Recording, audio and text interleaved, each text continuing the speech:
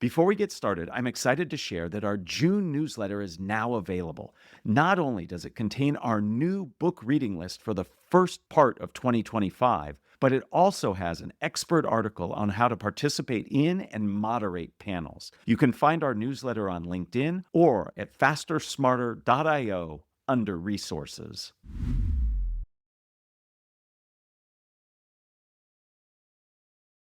Mastery can be motivational. When you know something so well, it could be a signal that it's time to change and disrupt yourself. My name is Matt Abrahams. I teach strategic communication at Stanford Graduate School of Business. Welcome to Think Fast, Talk Smart, the podcast. Today, I'm excited to once again be joined by Whitney Johnson. Whitney joined me for episode 147. As a reminder, Whitney is a globally recognized thought leader, keynote speaker, and executive coach. Whitney is also the award-winning author of Disrupt Yourself, putting the power of disruptive innovation to work, and Smart Growth, how to grow your people to grow your company. Finally, Whitney hosts the aptly named podcast, Disrupt Yourself. I was fortunate to be a guest on her show, and we had a great conversation, as we do here. Welcome, Whitney. I loved our prior conversation where we talked extensively about how to use disruption to further our careers and our goals. Thanks so much for being here. Happy to be here. Excellent. Shall we get started? Let's do it. We'll be right back in just a moment. But first, a quick word from our sponsors. This episode is brought to you by Stanford University. Stanford researchers are constantly working to improve the world around us. Bioengineer Stanley Chi is developing advanced gene editing tools to treat life-threatening diseases and slow the onset of neurological aging. His research focuses on refining CRISPR applications, which have the potential to revolutionize medicine by correcting diseases at their DNA roots, paving the way for lasting cures. One genetic tool developed by Chi's lab is nearly ready to treat a form of muscular dystrophy, and his research ultimately has the potential for transforming therapies for cancers and many more genetic diseases. Groundbreaking research like this happens every day at Stanford, and you can learn more at researchmatters.stanford.edu. All right. So as a reminder to those listening in, can you redefine for us what you mean by personal disruption for personal growth and share how this type of disruption can really set our careers into flight? Most of us are familiar with the word disruption. We've heard it, something that Clayton Christensen wrote. It was this disruptive innovation, and we typically apply it to products and services and companies and countries. But I had this aha as I was working with him that disruption wasn't just all those things. It was actually about people, that you could, in fact, disrupt yourself. But the big difference with personal disruption is whereas with every other kind of disruption, you are disrupting something else. So, for example, ChatGPT is disrupting the copywriter that's writing your email. In this particular case, you are disrupting you. You are both the silly little thing and you're taking over the world. And so when I think about personal disruption, what it really is a deliberate process of self-innovation. It's a decision where you've got these very thick neural pathways, these comfortable routines, these super highways of habit, and you are making the decision that you are going to rewire your brain. You're going to create these new neural pathways. You're going to step back from who you are right now into who you can be. And that's what you do when you disrupt yourself. But it is uncomfortable because if you think about your life on this graph paper of existence, when you're disrupting yourself, you may be on the y-axis of success at a 12. And disrupting yourself by definition means you go down that y-axis of success to a 10 or a 9. But the reason you do it, the payoff is that you believe that right now your life may be over 1, up 1, over 1, up 1, and it might be perfectly fine. But what you really want, what you believe when you disrupt yourself is that your life will now be over 1, up 2, or over 1, up 4, that the slope of your line, the slope of your life will improve. And so that's why you disrupt yourself. Thank you for that very clear definition. And I love this notion of this super highway of habit. And really, disruption is about getting off the highway and changing something. And that change comes with at least perhaps a short-term cost, but it has potential for just really a bunch of long-term benefit. I want to dig a little deeper. What are some of the signs that we're ready for disruption? Many of us can just be really content and comfortable in our careers. Are there certain signs you look for in the coaching and in the work you do to really encourage people to say, hey, this is now some time for disruption, or at least considering that? There are some really specific tells. When you hear a person saying things like, I've paid my dues, I could do this in my sleep. When you're no longer slightly nervous about anything that you're doing, when you haven't learned anything recently, when you find yourself saying to your colleagues, that's just how we do things here, those are usually pretty good signs that you are in a place where you have started to get bored. And because you are at what I call the top of an S curve, you've reached this mountain peak. You're no longer learning, you're no longer getting dopamine. And mountain climbers will tell you that any altitude above 26,000 feet is known as the death zone. You're so high up, your brain and body literally start to die. When you get to this place where you're saying things like, I've paid my dues, or I could dial it in, you are so high up, you're stagnating in such a way that if you don't disrupt yourself and do something new, your brain and your body will literally start to die. And I guess there's one other tell that I would say is that when you have this feeling, is sometimes you can't really even articulate it, but you can feel deep inside of you that you were meant to do more on this planet. Usually that's a sign that it's time for you to disrupt yourself. And if you don't listen to it, you may start underperforming, or in some cases, you will get pushed. You will be disrupted because the universe will give you a nudge, because growth is our default setting. And if you won't do it for yourself, the universe will give you that opportunity for you to continue to grow. Growth is our default setting. I really like that. I think in many cases, and reflecting on my own life, there have been times where I guess I've worked against the default and then I've become very unhappy or complacent. And I really appreciate the very specific things that you itemize. I reflect back on a job I had, and I said to myself, I know how to do this. I can do this in my sleep.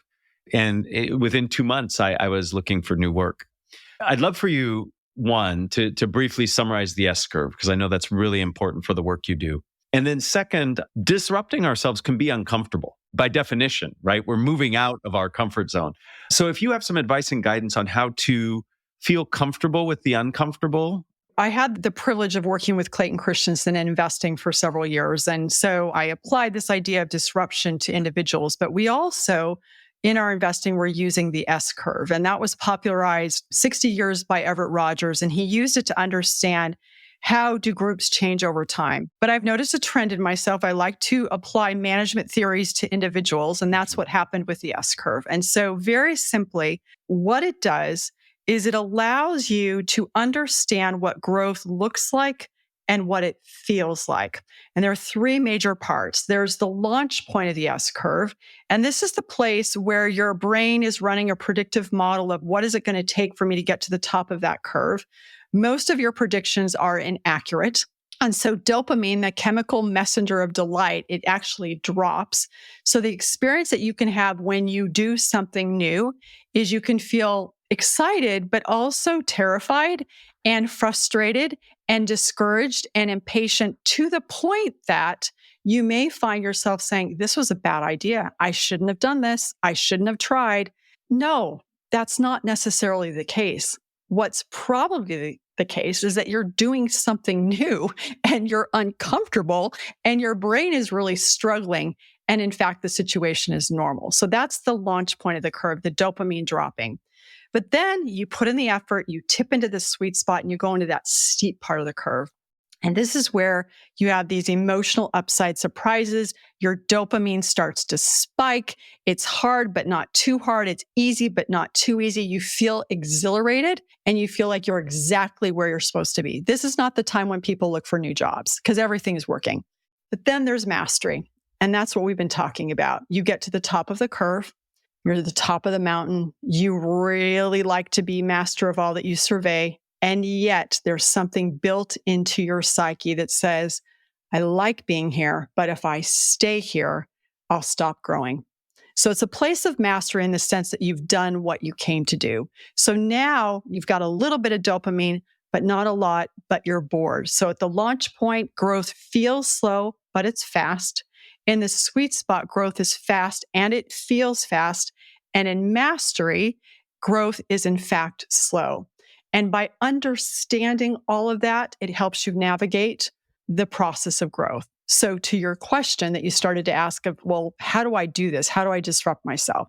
One of the things that I use all the time is that when I do new things and I'm feeling really uncomfortable, I'm like, Whitney, you're just at the launch point of the curve. It's going to get easier. You made the decision that you wanted to be here. You're confident that this is the place that you need to be. So now just stay with this discomfort because it will get easier. So that's a launch point strategy or tactic. Another thing to think about is that when you're in mastery and you think, I don't know that I want to jump, I'm really scared, this is going to be hard to do something new, I employ loss aversion theory. So we all know Daniel Kahneman, Amos Tversky, they talked about the loss aversion theory, and I use it in this way. We sometimes try to motivate ourselves by saying, you know what, if I do this new thing, it's going to be so amazing. But we're 2.2 times more motivated by what we'll lose than by what we'll gain. So sometimes you can motivate yourself to do something new by saying, what bad thing is going to happen? Like I'll start to underperform and I might lose my job if I'm not willing to jump. And I think the third thing that I would say is to remind yourself, why are you doing this? Allow yourself to connect to a deeper sense of purpose. Because if you can be in that deeper sense of purpose, that's going to help you overcome fear. It's going to help you keep going when it's fun, but it's also going to help you be willing to do something new when you're feeling a little bit complacent. I really appreciate that explanation, launch, sweet point, mastery, and how mastery is actually motivational to move beyond. And you answered the other question I asked, which was, how do you handle the discomfort and concern? And it sounds like what I heard you say is, one, recognize that it's totally normal and natural, especially depending on where you are in the curve. And if you can have a deeper purpose that's driving you, that it can help push you beyond some of the hesitation and concern that comes. It strikes me that part of disrupting yourself is to have at least an inkling, maybe even more, about what your potential new career or new way of being looks like. What practices can individuals engage in to help them creatively envision this potential future self and potential future career? What are things that we can do to help us do that, that will ultimately help us search for the jobs we want to search for, that we need to search for, and develop ourselves professionally to be prepared for that? I think an important starting point is to really be aware of what our strengths are. And that could come across as being very glib and very cliche. But in fact, to start with your strengths is much more difficult than it seems.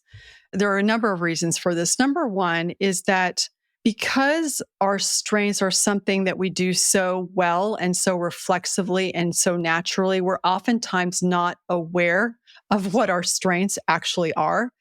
So that's the first thing. And if you look at what compliments people give you, you're going to be able to start to identify what your strengths are. That's the first piece. But then there's a second piece to this, is that even when you know what your strengths are, sometimes you actually reject them because they're so easy for you. They're so reflexive. You don't think they're actually valuable. And it might even be that over time, people have attached or affixed a label to you around that strength so that you feel like there's this reductionist. Like when I was growing up, I played the piano and people would be like, oh, well, that's Whitney. She's good at the piano. I came to reject that compliment, reject that strength because I didn't want to be solely defined by this thing that everybody said that I was good at.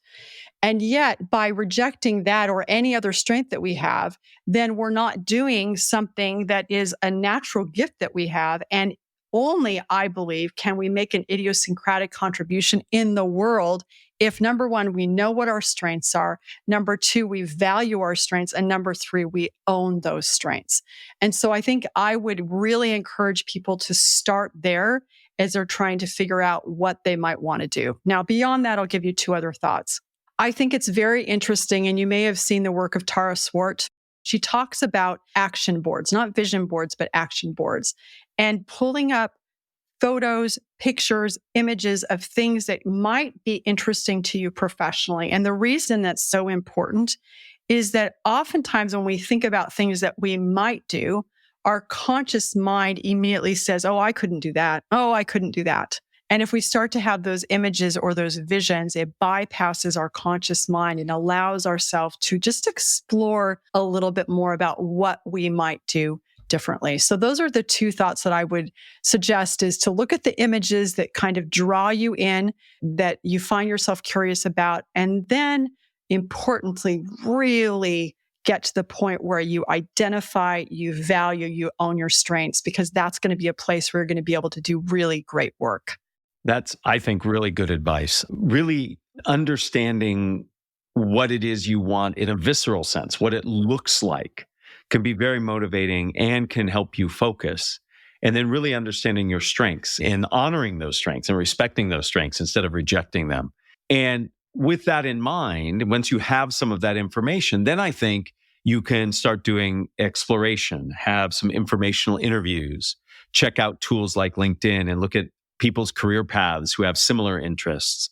Spend some time checking out writings, podcasts, other things that people who have done what you're interested in doing have done, so you can get a good sense of what it looks like jumping from one curve to a next. And I think that's really helpful. So thank you for that. So we started by talking about this notion of fulfillment and purpose. I'm wondering if, as we come to an end, you can help give us some insights into some of the steps that help ensure, as best you can, I know there's no guarantee, that when you're disrupting your career, disrupting your life, what are some things you can do strategically and perhaps even tactically to increase that fulfillment? Because it's possible that disruption could go the other way, right? It might not lead to something that's more fulfilling. Have you found best practices or things people do that help ensure or at least point in the direction of success?